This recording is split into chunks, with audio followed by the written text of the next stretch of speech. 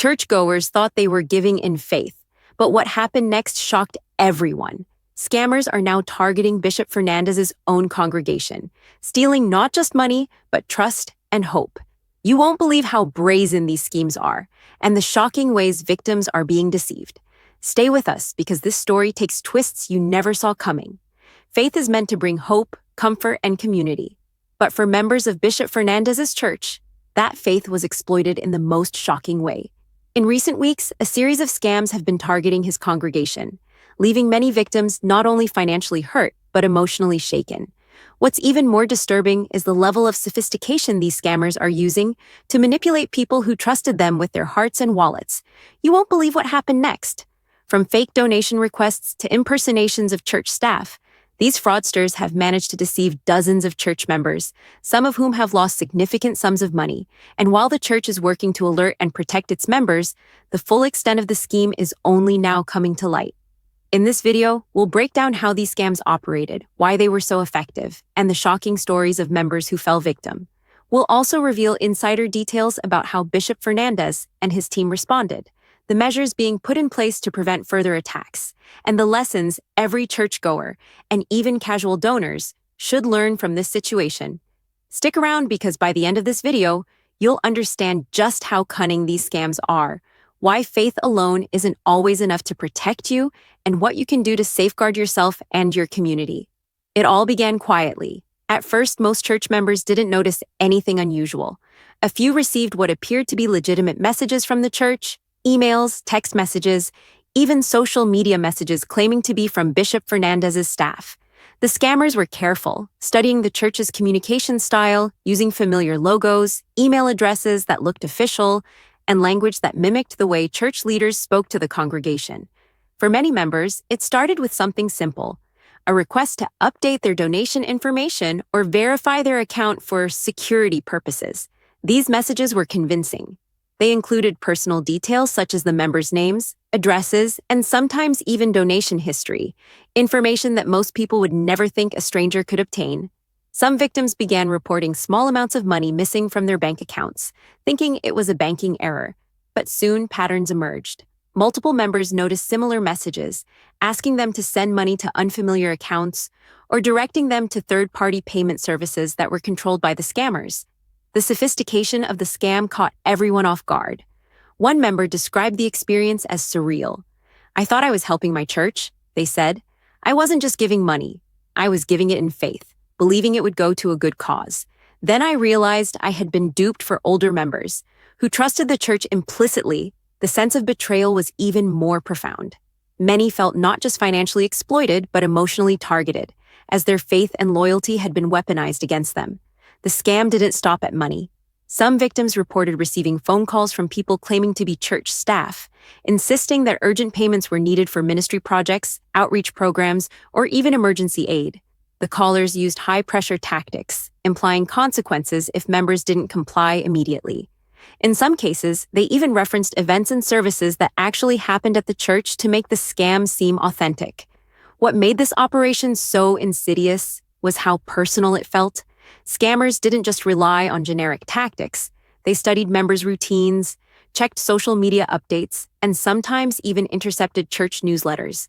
By the time victims realized they had been scammed, the perpetrators were already long gone, having transferred funds to untraceable accounts. And here's the part that's most shocking. This wasn't just a handful of isolated incidents. Dozens of church members were affected, some losing thousands of dollars, while others narrowly avoided becoming victims, thanks to quick warnings from vigilant staff or friends who spotted the suspicious activity first. In the next section, we'll explore how Bishop Fernandez and his team responded, the immediate steps taken to alert the congregation, and the ongoing measures being put in place to prevent further scams. The story gets even more intense when you see the proactive approach the church is taking, and the shocking lengths these scammers went to try to stay ahead. Once the scope of the scam began to emerge, Bishop Fernandez and his leadership team realized the situation was far more serious than anyone initially imagined. What started as a few isolated reports quickly escalated into a crisis affecting dozens of members, prompting an immediate response from the church to protect its congregation and restore trust. The first step was communication. Bishop Fernandez addressed the congregation personally, both during services and via official church channels. He warned members about the scam, providing clear details about what to watch for: suspicious emails, unusual text messages, and requests for donations sent outside the church's official platforms. The bishop emphasized that the church would never ask for donations through third-party apps or unfamiliar accounts, a line he repeated multiple times to ensure the message resonated. Church staff worked tirelessly to identify how the scammers obtained member information. Internal investigations revealed that the perpetrators were sophisticated, likely monitoring church newsletters, social media, and even community boards to target their victims. In some cases, it appeared that personal details had been gathered from public records or hacked email accounts. Knowing this, the church immediately implemented stricter data protection policies, including encrypted email communications, two-factor authentication for online donations, and staff training on recognizing phishing attempts. Beyond technology, Bishop Fernandez emphasized vigilance within the community itself. He encouraged members to verify any suspicious communications by calling the church directly before taking any action. This included checking with official church representatives for confirmation, ensuring that no one was acting on pressure tactics alone. Flyers, announcements during services, and social media posts became daily reminders of the ongoing threat. The church also collaborated with local authorities and cybersecurity experts to trace the scams and attempt to recover lost funds. While recovering stolen money is always challenging, law enforcement began tracking the accounts linked to the fraud and investigating the origins of the communications. The collaboration sent a strong message. The church would not tolerate exploitation of its members and would use every available resource to hold perpetrators accountable. Additionally, Bishop Fernandez personally reached out to affected members to provide emotional support and guidance. Financial loss was only part of the damage. Many members were shaken, feeling betrayed and vulnerable. The bishop's approach combined pastoral care with practical advice, reassuring members that their safety and well-being were the top priority. Counseling sessions were offered, along with workshops on digital security, teaching churchgoers how to recognize scams, protect personal information, and avoid falling victim in the future.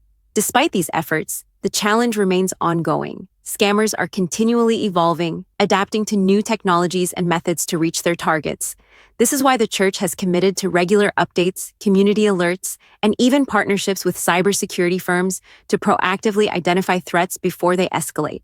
Members are encouraged to report any suspicious activity immediately, creating a collaborative defense system where vigilance becomes a shared responsibility. But here's the shocking part that many don't realize. Insiders claim some of the scammers went so far as to impersonate Bishop Fernandez himself in private calls, claiming urgent, confidential requests for donations. In some instances, members were pressured to act immediately under the pretense that it was a matter of life or death for church projects. This level of deception highlights just how ruthless and calculated the scammers are, and why every member must remain alert. In the next section, we'll dive into real stories from victims, sharing first-hand accounts of what they experienced, how the scams affected their lives, and why these incidents are more than just financial. They strike at the heart of trust and faith within the community. The personal stories make the danger of these scams all too real. While statistics and warnings paint a broad picture of the scam, the human stories behind it reveal the full extent of the impact. These scams didn't just take money. They took trust, peace of mind, and in some cases, years of careful financial planning. For many members of Bishop Fernandez's church, the experience was a painful collision of faith and betrayal. Take, for example, Mrs. Linda Thompson, a longtime member who has attended the church for over 20 years. She recalls receiving an email that appeared to be from Bishop Fernandez's office, requesting an urgent donation for a community outreach program. The email used her full name and referenced past donations, making it seem completely legitimate. "I thought I was helping a cause I believed in," she explained. "It wasn't until my bank called me that I realized over $2,500 had been withdrawn from my account without my consent. I felt violated, not just financially, but emotionally. I couldn't believe someone would take advantage of my faith like that." Then there's Mr. James Carter, a retired veteran who had just joined the church a few years ago. He received a phone call from someone claiming to be part of the bishop's staff. The caller was insistent, saying that an emergency donation was needed immediately to fund urgent relief for a local family in crisis. Feeling pressured and wanting to do the right thing, James transferred $1,800. It wasn't until he mentioned it to another church member that he learned the call was a scam. I felt foolish, he admitted. I've served my country, and I never imagined I'd be outsmarted like this. It shook my trust in people I thought I could rely on. For younger members, too, the emotional impact was profound. A university student, Alicia Rodriguez, explained how she was approached via social media by someone pretending to coordinate church volunteer projects. They asked her for a small donation to cover materials, which she sent electronically.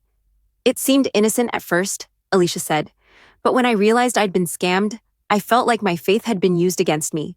I wasn't just out the money, I felt betrayed by a community I loved. These stories share a common thread. The scammers were experts at exploiting both trust and emotional vulnerability.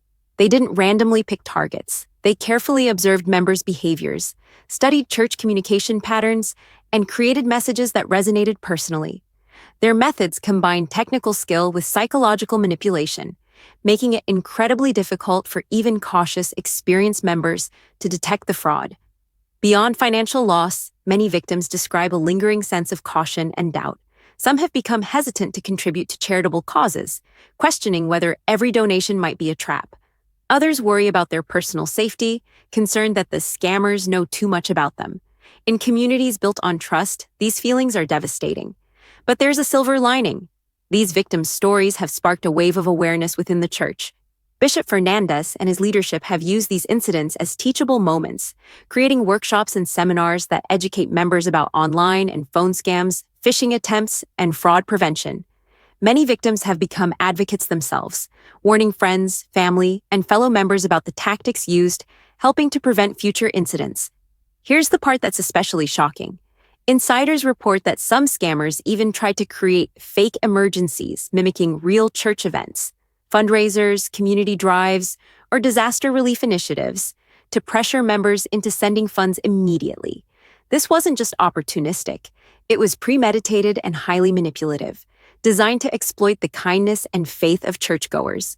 What makes these scams particularly dangerous is how meticulously the perpetrators plan and execute them. This isn't a simple case of someone cold-calling church members or sending random emails.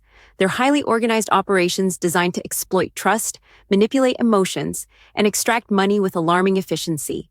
First, let's talk about information gathering. Scammers often start by collecting publicly available data about the church and its members.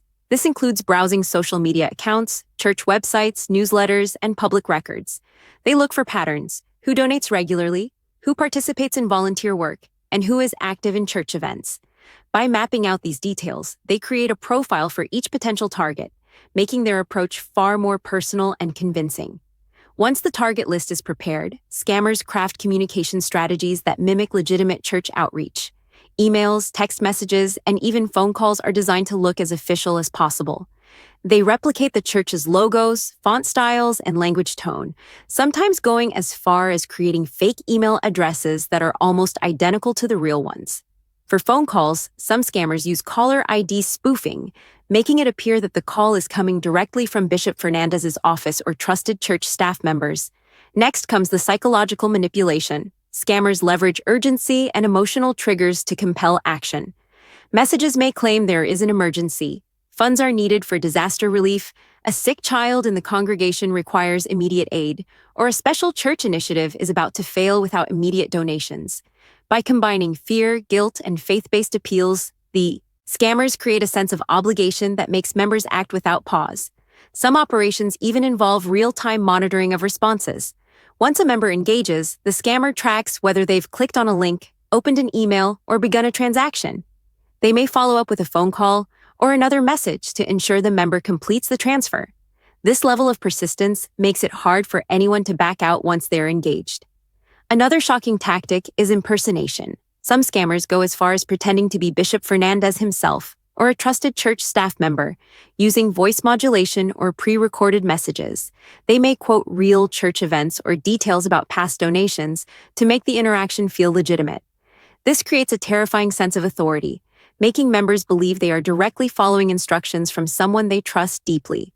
The scammers also exploit payment vulnerabilities. Instead of traditional donation platforms, they push members toward third-party apps, wire transfers, or cryptocurrency, methods that are harder to trace and recover once the funds are sent. This is why many victims report that even after realizing they were scammed, recovering the money is almost impossible. One particularly shocking revelation is that some scammers coordinate across multiple channels simultaneously. While a member receives an email requesting a donation, they may also receive a social media message or even a phone call reinforcing the same request. The bombardment creates pressure and confusion, making it much more likely for a person to comply. But here's the most disturbing part. Insiders say some scammers even collaborate, creating a network that shares intelligence on which members are most likely to fall for the ruse. These aren't isolated incidents. They are sophisticated operations that treat church members as targets for maximum financial gain. Understanding these methods is crucial. By knowing the strategies, church members and donors can take steps to protect themselves, verifying any request through official channels, being skeptical of urgent demands, and reporting suspicious communications immediately.